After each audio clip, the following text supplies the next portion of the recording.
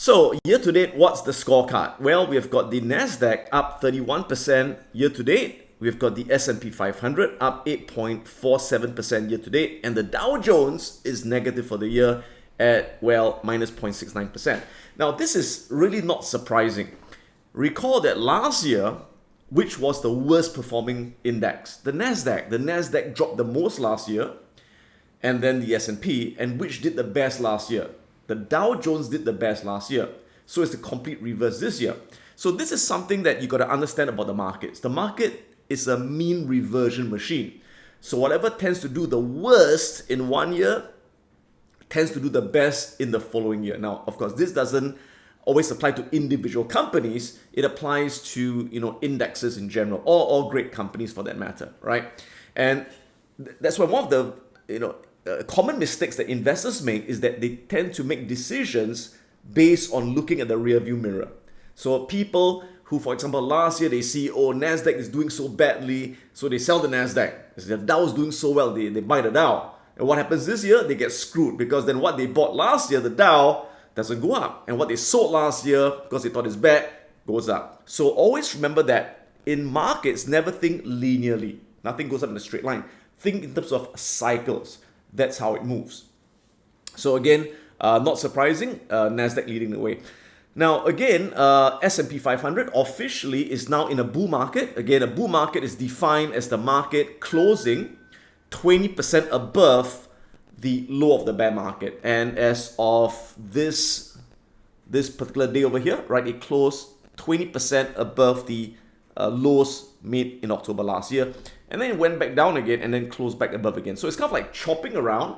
As you can see, it's kind of like in this tight consolidation. One reason could be the debt ceiling, which the good news is more or less resolved. So, and of course, we are entering the seasonally weak months of the year, which is June to October. That seasonally tends to be a weak month. So I'm not surprised that in the next couple of months, we get this kind of tight consolidation, a bit more choppiness, and then we finally break out to new highs by the end of the year.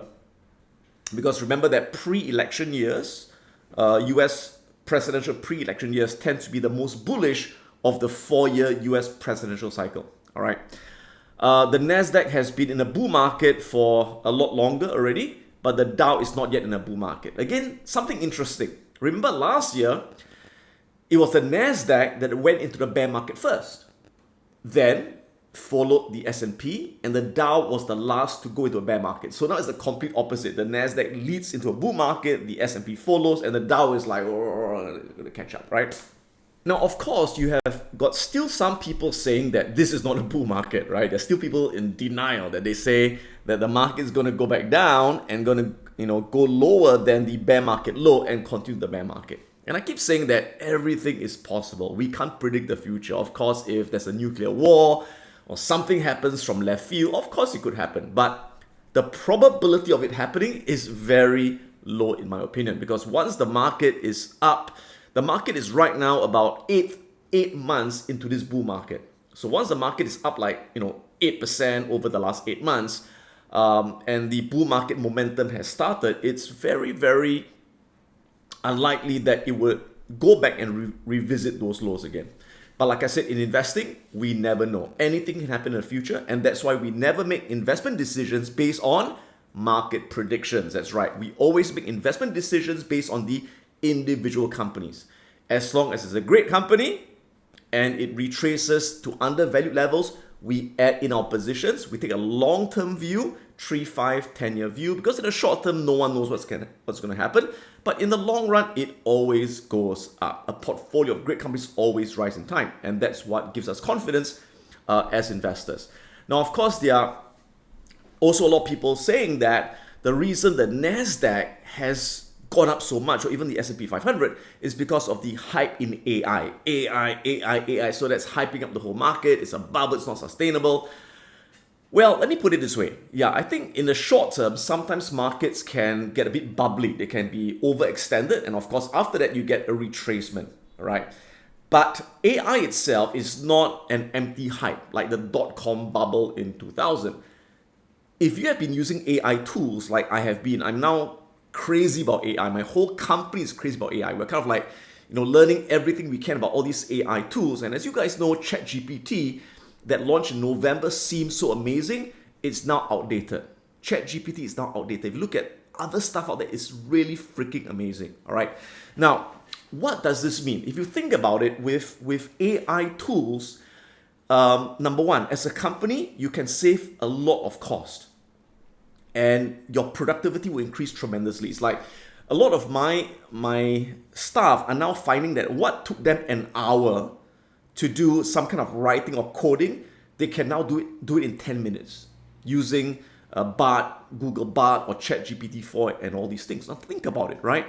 And what we are now finding as business owners is that, hey, I don't need 3 analysts anymore, right? I could fire all of them and then replace them with this AI that can create the same kind of financial reports. In the future, you think about it, a lot of accounting firms, they say, I don't need all these accountants. I can use AI to do all this accounting, right? So many people will be replaced by AI. So if you think about it, in a company, you need less people, more productivity. And what does this do? This lowers the cost of businesses and increases the profit margins. So the reason why the market is going up so much, especially the certain companies like Microsoft and Alphabet and Nvidia, is because they can see that with AI, productivity will increase massively in the next 5-10 years. Company costs will go down, profit margins will expand, earnings per share will grow faster than it ever did, and the stock market will have higher returns than it ever did. So in my personal opinion, again, I could be wrong, right? Now, you know that in the last 30 years, the S&P has gained an average of about 9 to 10% a year for the last 30 years, right?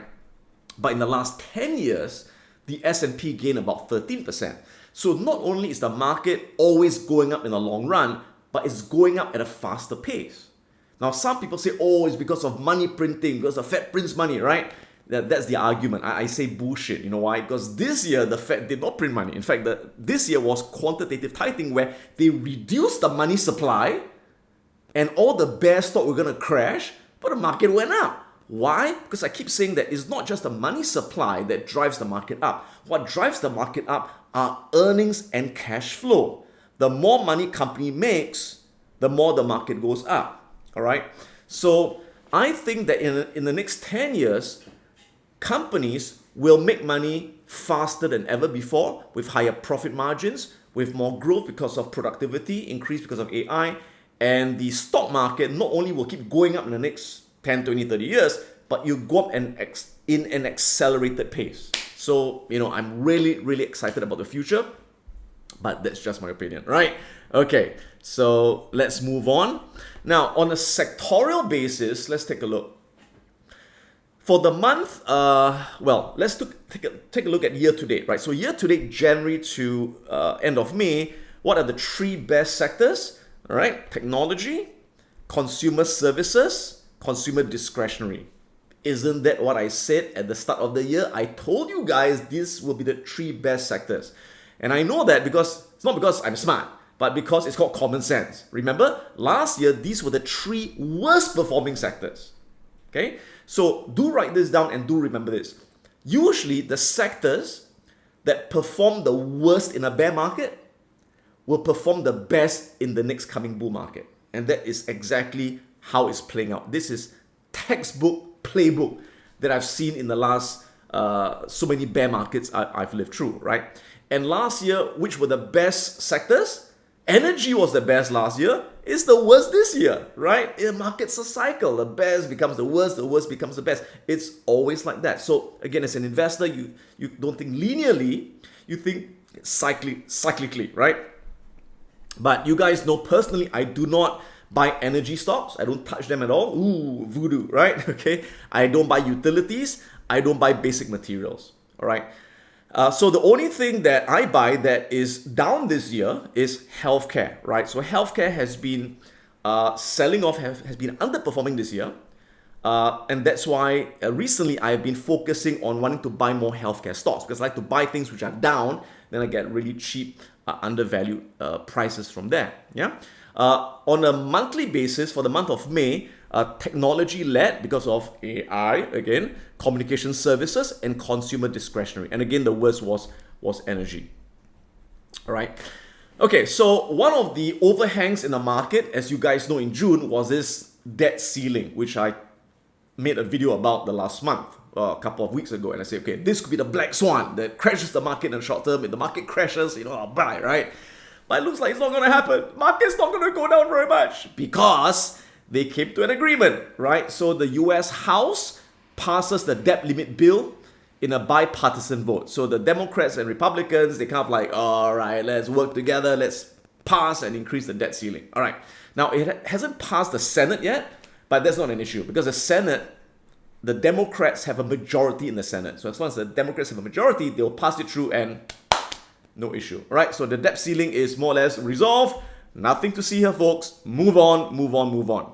Now, but like I said, the last time, we are entering a period which historically tends to be weaker, right? As you guys know, there's a famous saying, sell in May and go away, right? Because historically, you can see May tends to be weak. June tends to be very weak. July, strong. August, sucks. September, worst. October, November, December, hallelujah. Goes up again, right? So that's the cycle. So we are now starting June. So again, historically, the stock market doesn't do too well in June. Okay, June's average return since 1950 is 0.03%. So the average is positive, but like barely, right? And June tends to be a positive month 55% of the time. So it's like 50-50, right? But that's an average June year. But this year is a pre-election year. As you guys know, the US pre-election year, where next year they're going to have US elections. And this year, the market is up 8% so far. So usually in pre-election years, market is more bullish than usual. And when the market is up more than 8% by the mid-year, usually the rest of the year does very well. So historically, when you have got a pre-election year and the year where the market's already up 8%, those June years, they tend to have an average gain of 1.8%, which is pretty darn high, right? And an 80% probability of gain. So this June, 80% chance we're going to go higher. Again, it's not 100%, 80%, okay? And we could gain another 1%. So don't be surprised if that happens. If you want to catch my latest videos, click on the subscribe button right now. Click on the bell so you get instant notifications once I upload my latest video. If you want to check out my online courses, go to piranhaprofits.com. We're going to learn how to invest and how to trade the financial markets and create an income from all around the world. If you want to join my live Wealth Academy program, go on to wealthacademyglobal.com and find out more about how you can learn investing and trading live online. This is Adam Khoo, and may the markets be with you.